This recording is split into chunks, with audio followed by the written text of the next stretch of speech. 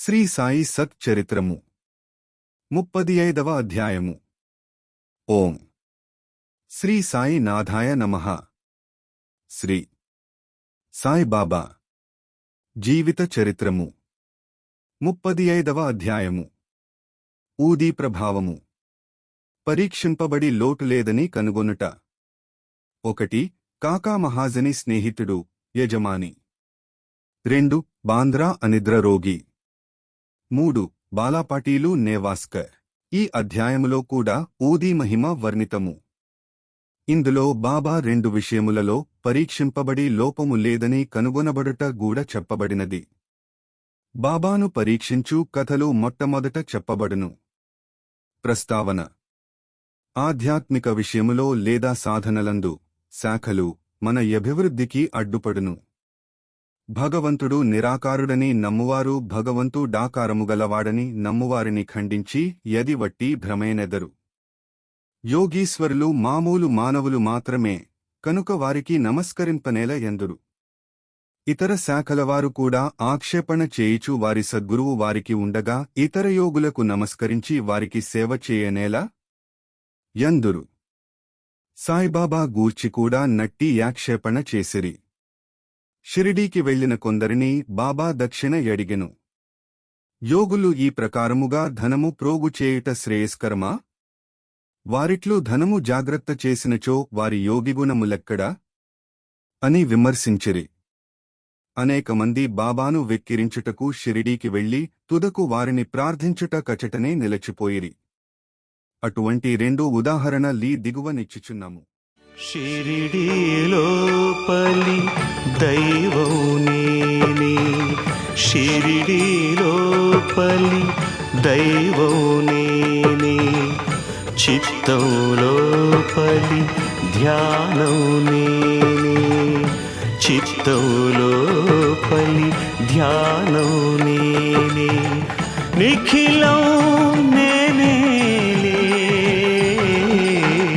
షిరిడీలో పలి దైవం నేనే, షిరిడీలో పలి దైవం నేనే, చిత్తంలో పలి ధ్యానం నేనే, చిత్తంలో పలి ధ్యానం నేనే, నిఖిలం నేనే. షిరిడీలో పలి దైవం నేనే, షిరిడీలో పలి దైవం నేనే. కాకా మహాజని స్నేహితుడు. కాకా మహాజని స్నేహితుడు నిరాకారుడగు భగవంతుడనారాధించువాడు. విగ్రహారాధనమున కాతడు విముఖుడు. అతడు ఊరకనే వింతలేమైన తెలిసికొనుటకు షిరిడీకి పోవనంగీకరించెను. కాని బాబాకు నమస్కరించననియు వారికి దక్షిణ ఇవ్వననియు చెప్పెను. కాకా ఈ షరతులకు ఒప్పుకొనెను. ఇద్దరును శనివారమునాడు రాత్రి బొంబాయి విడిచి మరుసటి దినము షిరిడీకి చేరిరి. వారు మసీదు మెట్లను ఎక్కగనే కొంచెము దూరముననున్న బాబా మహాజని స్నేహితుని మంచి మాటలతో నాహ్వానించెను. ఆ కంఠధ్వని మిక్కిలి చిత్రముగా నుండెను. ఆ కంఠము అతని తండ్రి కంఠమువలె నుండెను. ఆ కంఠము గతించిన తన తండ్రిని జ్ఞప్తికి తెచ్చెను. శరీరము సంతోషముతో నుప్పొంగెను. కంఠపు ఆకర్షణ శక్తి ఏమని చెప్పుదును? మిగుల నాశ్చర్యపడి యా స్నేహితుడు, ఇది తప్పనిసరిగా మా తండ్రి కంఠమే యనెను.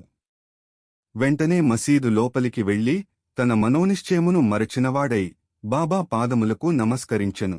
ఉదయమొకసారి మధ్యాహ్నమొకసారి బాబా దక్షిణ ఎడుగగా కాకా మహాజని ఇచ్చెను. బాబా కాకానే దక్షిణ ఎడుగుచుండెను. కాని యతని స్నేహితుని అడుగలేదు. అతని స్నేహితుడు కాకా చెవిలో, బాబా నిన్నే 2 సార్లు దక్షిణ ఎడిగెను. నేను నీతోనున్నాను. నన్నెందుకు విడిచిపెట్టుచున్నారు అని ఎడిగెను. నీవే బాబాను అడుగుము యని యతడు జవాబిచ్చెను. తన స్నేహితుడేమని చెవిలో నూదుచున్నాడని బాబా కాకా మహాజని నడుగగా తన స్నేహితుడు తాను కూడా దక్షిణ ఇవ్వవచ్చునా యని బాబాను అడిగెను. బాబా, నీకిచ్చుటకు మనమున నిష్టము లేకుండెను. కాన నిన్నడుగలేదు. కాని ఇప్పుడు నీకిష్టమున్న ఎడల ఇవ్వవచ్చు ననెను. కాకా ఇచ్చినంత అనగా 17 రూపాయలు దక్షిణము అతని స్నేహితుడు కూడనిచ్చెను. బాబా ఎప్పుడూ కొన్ని మాటలు సలహారూపముగా నెట్లు చెప్పెను. నీవు దానిని తీసివేయుము, మనకు మధ్యనున్న ఎడ్డును తీసివేయుము. అప్పుడు మనం ఒకరినొకరు ముఖాముఖి చూచు కొనగలము, కలిసి కొనగలము. పోవుటకు బాబా వారికి సెలవునిచ్చెను. ఆకాశము మేఘములతో కమ్మియున్నప్పటికీ వర్షము వచ్చునేమోయెను, భయము కలుగుచున్నప్పటికీ ప్రయాస లేకుండా ప్రయాణము సాగునని బాబా ఆశీర్వదించెను. ఇద్దరు సురక్షితముగా బొంబాయి చేరిరి. అతడు ఇంటికి పోయి తలుపు తీయసరికి 2 పిచ్చుకలు చచ్చిపడియుండెను. ఇంకొకటి కిటికీ ద్వారా ఎగిరిపోయెను. వారి అదృష్టానుసారముగా నవ్వి చచ్చెను. మూడవదానిని రక్షించుటకై బాబా త్వరగా తనను బంపెననుకొనెను. కాకా మహాజని యజమాని థక్కర్ ధరంసే జఠాభాయి హైకోర్టు ప్లీడరు కొక కంపెనీ గలదు. దానిలో కాకా మేనేజర్గా పని చేయిచుండెను. యజమానియు మేనేజరును అన్యోన్యముగా నుండెడివారు. కాకా షిరిడీకి అనేకసార్లు పోవుట, కొన్ని దినములచట నుండి తిరిగి బాబా అనుమతి పొందివచ్చుట మొదలగునవి తక్కరుకు తెలియను. కుతూహలము కోసము బాబాను పరీక్షించు ఆసక్తితోనూ థక్కర్ కాకాతో హోళీ సెలవులలో షిరిడీకి పోవ నిశ్చయించుకునెను. కాకా ఎప్పుడు తిరిగి వచ్చునో యనునది నిశ్చయముగా తెలియదు కనుక తక్కరింకొకరిని వెంట తీసుకుని వెళ్ళెను. ముగ్గురు కలసి బయలుదేరిరి. బాబా కిచ్చుటకై కాకా 2 సేర్ల ఎండు ద్రాక్ష పండ్లు గింజలతోనునవి దారిలో కొనెను. వారు షిరిడీకి సరియైన వేళకు చేరి బాబా దర్శనమునకై మసీదుకు బోయిరి. అప్పుడక్కడ బాలాసాహెబు తర్ఖడ్ ఉండెను. తర్ఖడ్ మీరెందుకు వచ్చితిరని తక్కరు నడిగెను. దర్శనము కొరకని తక్కరు జవాబిచ్చెను. మహిమలేమైనా జరిగినవాయని తక్కర్ ప్రశ్నించెను. బాబా వద్ద ఏమైనా అద్భుతములు చూచుట తన నైజము కాదనియూ భక్తులు ప్రేమతో కాంక్షించునది తప్పక జరుగుననియూ తర్ఖడ్ చెప్పెను. కాకా బాబా పాదములకు నమస్కరించి ఎండు ద్రాక్ష పండ్లను అర్పించెను. బాబా వానని పంచిపెట్టుమని యాజ్ఞాపించెను. ధక్కరుకు కొన్ని ద్రాక్షలు దొరికెను. అతనికి అవి తినుట కిష్టము లేదు. ఎందుచేత ననగా తన వైద్యుడు కడిగి శుభ్రపరచనిదే తినకూడదని సలహా ఇచ్చియుండెను. ఇప్పుడాతనికి అది సమస్యగా తోచెను. తనకు వానిని తినుట కిష్టములేదు. కాని బాబా తినుట కాజ్ఞాపించుటచే పారవేయలేకుండెను. పారవేసినట్లయితే బాగుండదని వానిని నోటిలో వేసికొనెను. గింజలనేమి చేయవలయునో తోచకుండెను. మసీదులో గింజలుమ్మివేయుటకు జంకుచుండెను. తన ఇష్టమునకు వ్యతిరేకముగా తుదకు తన జేబులోనే వేసికొనెను. బాబా యోగి అయినచో తనకు ద్రాక్షపండ్లు ఇష్టము లేదని తెలియదా? బాబా వాని నేల బలవంతముగా నిచ్చెను. ఈ యోలోచన అతని మనస్సున తట్టగానే బాబా ఇంకను మరికొన్ని ద్రాక్షపండ్లు ఇచ్చెను. అతడు వానిని తినలేదు. చేతిలో పట్టుకొనెను. బాబా వానిని తినుమనెను. వారి యాజ్ఞానుసారము తినగా వానిలో గింజలు లేకుండెను. అందుకతడు మిగుల నాశ్చర్యపడెను. అద్భుతములు చూడలేదను కొనెనుగాన నాతనిపై నీ అద్భుతము ప్రయోగింపబడెను. బాబా తన మనస్సును గనిపెట్టి గింజలుగల ద్రాక్ష పండ్లను గింజలు లేనివానిగా మార్చివేసెను. ఏమి ఆశ్చర్యకరమైన శక్తి! బాబాను పరీక్షించుటకు తర్ఖడు కెట్టి ద్రాక్షలు దొరికెనని అడిగెను. గింజలతోనునవి దొరికెనని తర్ఖడ్ చెప్పెను. థక్కరు ఆశ్చర్యపడెను. తన ఎందుద్భవించుచున్న నమ్మకము దృఢపరచుటకై బాబా యథార్థముగా యోగి అయినచో ద్రాక్ష పండ్లు మొట్టమొదట కాకా కివ్వవలెననుకొనెను. అతని మనస్సునందున ఈ సంగతి కూడా గ్రహించి బాబా కాకావద్దనుంచి ఎండు ద్రాక్షల పంపిణీ ప్రారంభింపవలయునని యాజ్ఞాపించెను. ఈ నిదర్శనముతో థక్కరు సంతుష్టి చెందెను. శ్యామా తక్కరును కాకా యజమానిగా బాబాకు పరిచయము చేసెను. అందుకు బాబా ఇట్లనెను. అతడెట్లు వానికి యజమాని కాగలడు? అతని యజమాని వేరొకరు గలడు. కాకా ఈ జవాబుకు చాలా ప్రీతి చెందెను. తన మనోనిశ్చయము మరచి ధక్కరు బాబాకు నమస్కరించి వాడాకు తిరిగిపోయెను. మధ్యాహ్నహారతి అయిన పిమ్మటు వారందరూ బాబా సెలవు దీసికొనుటకు మసీదుకు బోయిరి. శ్యామ వారి పక్షమున మాట్లాడెను. బాబా ఇట్లు చెప్పదొడంగెను. అన్ని వేళల అడుగిడుతారు, అన్ని వేళల అడుగిడుతారు, అందరూ నా వైపే, అందరూ నా వైపే. నన్నే నిరతం నమ్మిన వారికి, నన్నే నిరతం నమ్మిన వారికి పెన్నిధి నా చూపే. షిరిడీలోపలి దైవం నేనే, షిరిడీలోపలి దైవం నేనే. ఒక చంచల మనస్సుగల పెద్ద మనుష్యుడుండెను. అతనికి ఆరోగ్యము ఐశ్వర్యము కూడా నుండెను. ఎట్టి విచారములు లేకుండెను. అనవసరమైన యారాటములు పైన వేసుకుని ఎక్కడక్కడ తిరుగుచు మనశ్శాంతిని పోగొట్టుకునుచుండెను. ఒక్కొక్కప్పుడు భారములన్నీయు వదిలివేయుచుండెను, మరొకప్పుడు వానిని మోయిచుండెను.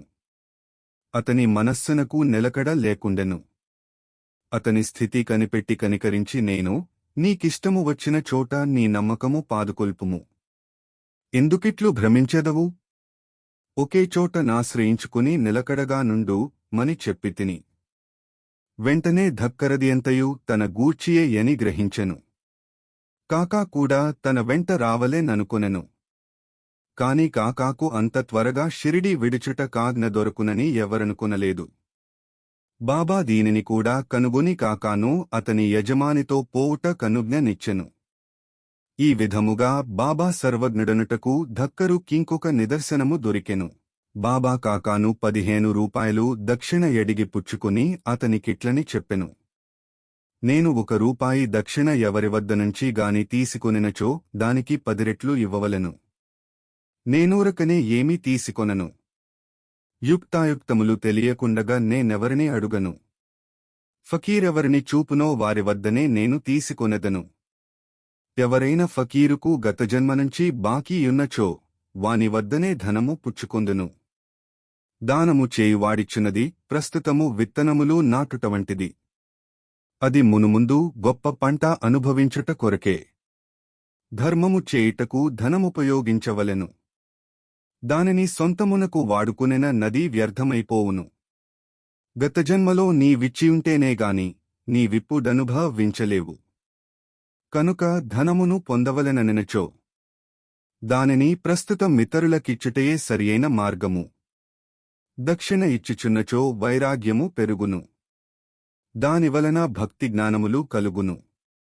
1 రూపాయినిచ్చి 10 రూపాయలు పొందవచ్చును.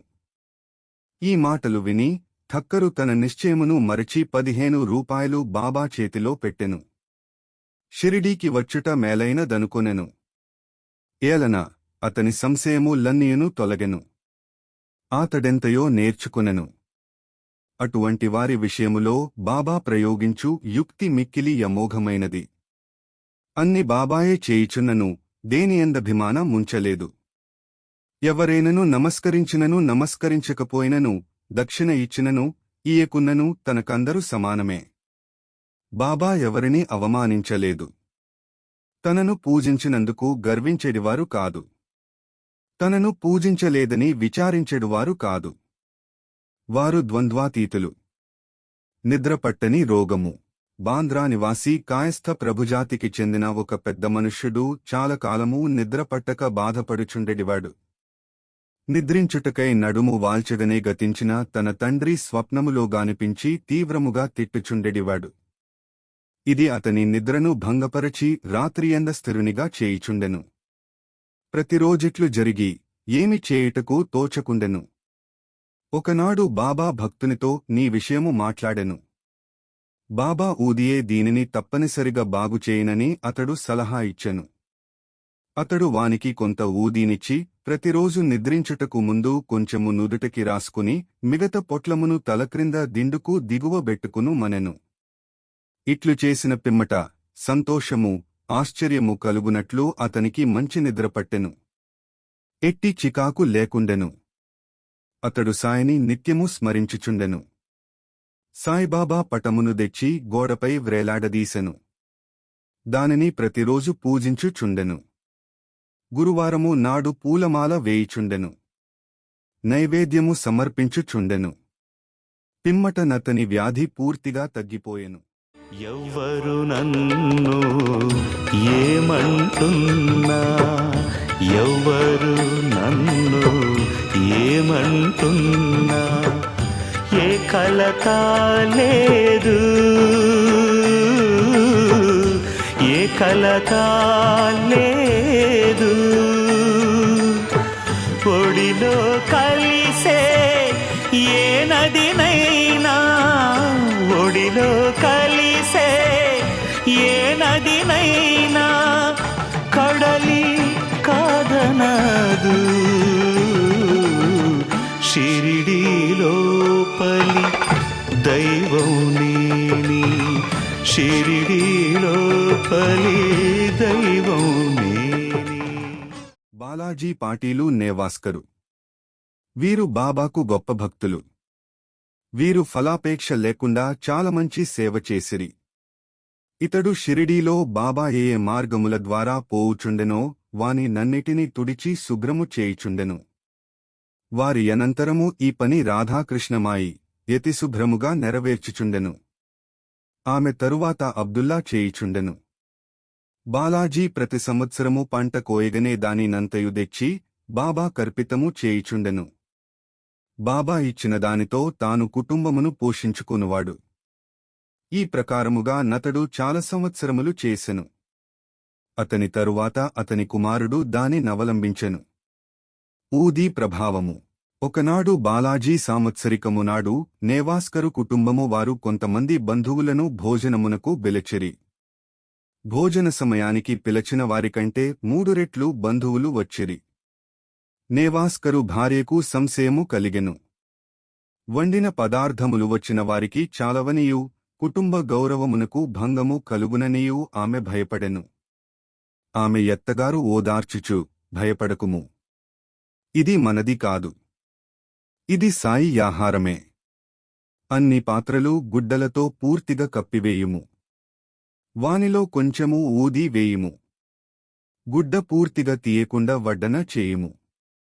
సాయి మనలను కాపాడును అనెను. ఆమె ఈ సలహా ప్రకారమే చేసెను.